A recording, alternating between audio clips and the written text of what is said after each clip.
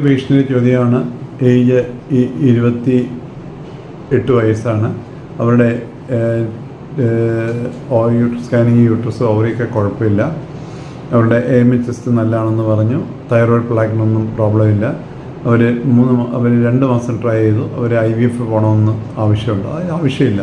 അവർക്ക് ovulation induction agent എടുത്ത് അണ്ടോൽപാദനത്തെ ഉത്തേജിപ്പിക്കുന്ന മരുന്നുകളും ഇഞ്ചക്ഷൻ എടുത്ത് അവർക്കൊരു 4 സൈക്കിൾസ് അല്ലെങ്കിൽ മാക്സിമം 6 സൈക്കിൾസ് ട്രൈ ചെയ്യുക. ആ നിലയിൽ അവർ ഫർദർ ഫെർട്ടിലിറ്റി ഓപ്ഷൻ എടുക്കണം. നമ്മൾ മനസ്സിലാക്കണം, ഒരു cycle chance of natural conception 10 to 12% ഉള്ളൂ. അപ്പോൾ ആ മാസത്തിന് പലപ്പോഴും വിചാരമുണ്ട് അണ്ടോൽപാദനം നടന്ന പുരുഷ വിജയത്തിൽ 100% പ്രഗ്നൻസി റേറ്റ്. അങ്ങനെയല്ല, ഇവിടെ 10 to 12% ആണ്. അത് മനസ്സിലാക്കി ഒരു പേഷ്യൻസോട് മുമ്പോട്ട് പോയാൽ മതി. പേഷ്യൻ്റ് ഏജ് തൂക്കമൊന്നും കൂടുതലല്ലെങ്കിൽ മെയിൽ ഫാക്ടർ നോർമൽ ആണെങ്കിൽ അവർക്ക് ഒരു ഇത്ര പീരീഡ് അവർക്ക് വെയിറ്റ് ചെയ്യാം. ഒരു normal conception chance 10 to 12% per month ആണെന്നുള്ളൊരു കൺസെപ്റ്റ് വേണം. ഇനി പലപ്പോഴും പേഷ്യൻ്റ് നമ്മൾ കാണുന്ന കാര്യം, അവർ ഓവുലേഷൻ നടന്നു, സ്പേം എത്തുന്നു. അതുപോലെ തന്നെ ഓവുലേഷൻ സ്പേം അവിടെ എത്തുന്നുണ്ടോ എന്ന് നമ്മൾ യൂട്രസിനും മോഭാഗത്തെയും മ്യൂക്കസ് എടുത്ത് നോക്കുമ്പോൾ പോസ്റ്റ് കോയിൽ ടെസ്റ്റിൽ കൂടെ നമുക്ക് അറിയാൻ പറ്റും സ്പേംസ് അവിടെ എത്തുന്നുണ്ടോ ഇല്ലയോ.